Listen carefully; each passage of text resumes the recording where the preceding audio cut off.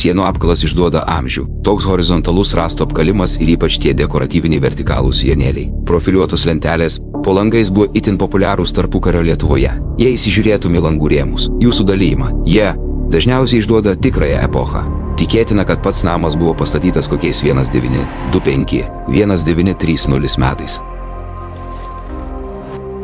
Šiandien atvažiavau į seną, apleistą namą.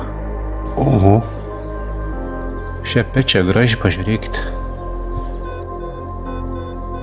Vos įžengusi vidų pasiteka tyla. Pažiūrėkite į šias duris. Kaimo trobose duris būdavo žemos, apie nuo 1,7 iki 1,8 metro. Čia jos yra beveik 3 metrų aukščio dvėrės.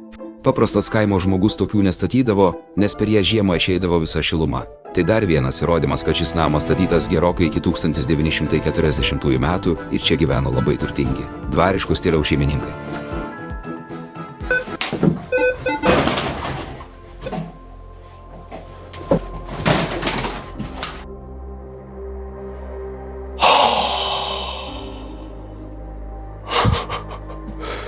Balonis.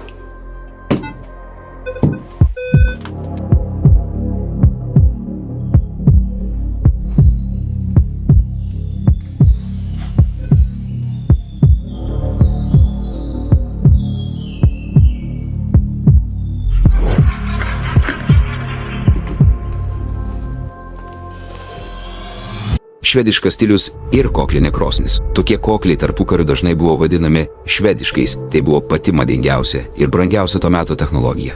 Paprasti kaimo žmonės krosnis mūrdavo iš paprastų molio plytų ir jas baltindavo kalkėmis, o pasiturintys pirkdavo šiuos prabangius koklius. Tokia glazūruota keramika kainavo milžiniškus pinigus ir puikiai saugojo šilumą. Kartu su milžiniškomis durimis šie kokliai rodo, čia stovėjo tikri to meto kaimo rūmai. Pažiūrėkite į šitą profiliuotą krosnis atbrailą. Tai dvariško stiliaus elementas, kurį meistras rankomis išliejo iš tinko.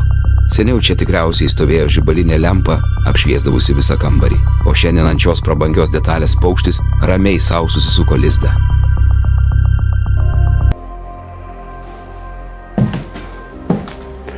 Mano draugalis dėlis šitą. Skaityk visi rodymą prieš akis. Išardytas grindis. Nešepsau supovusis, kažkas ant sardė, kumpus išsvaidyti drabužė, numesti teplik žmogus būtom išėjęs paskubom.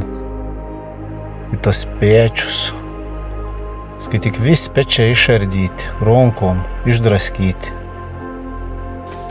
Tikra kažkas laba kažko iškuoj. O papa. Šventas namų centras. Senovės Lietuvoje duonkepė krosnis buvo laikoma namo širdimi. Aplink ją buvo statomos visos sodybos sienos. Tikėta, kad krosnyje gyvena namų dvasia, žemėpatis ar kaukas, o pati duonos kepimo vieta buvo laikoma šventa. Prie jos nebuvo galima keiktis ar pyktis. Tai nebuvo tik vieta duonai kepti. Tai buvo šilčiausia namų lova. Ir labai tikėtina, saugiausia slėptuvė, kurioje šeimininkai, bėgdami nuo tremties, tikėjosi paslėpti savo vertingiausius daiktus. Tarp sugriautos krosnės plytų štai šimorinio dubens šukė. Tai rankų darbo žiestas indas, kuriame šeimininkai tikriausiai raugė pieną arba minkė tešlą tai pačiai duonai. Tikras senojo kaimo gyvenimo fragmentas, virtęs griuvėsiais. Senovėje sudužęs molinis indas buvo laikomas blogų ženklų, bet šiuo atveju ši šukė tarp krosnės griuvėsių simbolizuoja staigų ir liūdną namų gyvenimo nutrūkimą.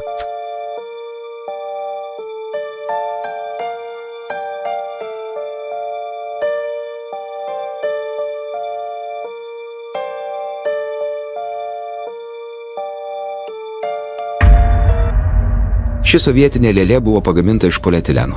Šis plastikas pasižymėjo neįtikėtinu atsparumu. Dešimtmečius gulėdamas drėgmėje jis nepuvo. Laikui bėgant jis tiesiog išbluko, sudūlėjo ir įgavo šį mirtinai išbalusį zombių atspalvį. Jos akių mechanizmas veikė metalinio svarmens pagalba. Paguldyta lėlė turėjo užsimerkti. Tačiau bėgant metams drėgmė šį mechanizmą visiškai surūdijo. Todėl lėlė sustingo atmerktomis akimis ir liko spoksoti amžinai.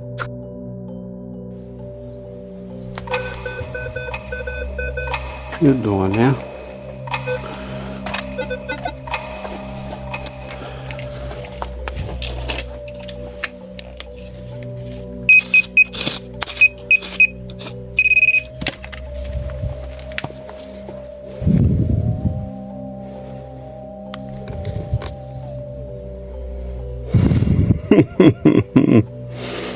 Ir štai jis mūsų rankose.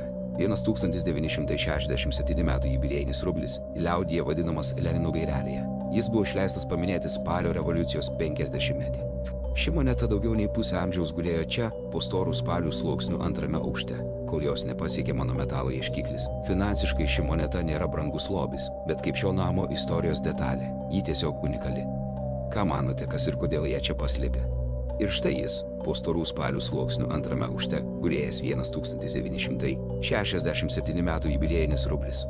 Namas prasidėjęs nuo 1940, o jo tupečiaus paslapčių savo palubėje slėpė vėlesnių laikų lobį. Šis rublis buvo ne šiaip eilinė moneta, tai buvo masinės gamybos, bet vis tiek jubiliejinis suvenyras. Žmonės SSRS laikais dažnai pasidėdavo tokias proginės monetas atminčiai arba tikėdamiesi, kad jos ateityje turės vertę.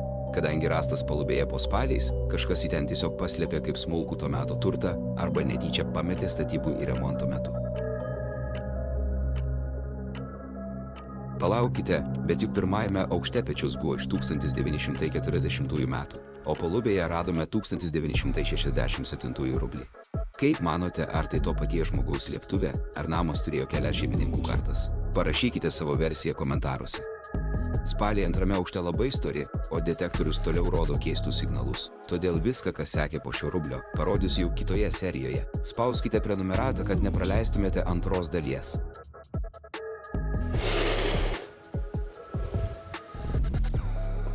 СССР.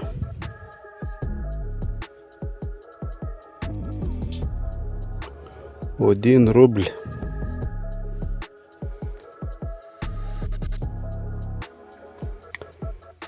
Вейнс рублес. Yes. Yes. Vieną rublėlį radau.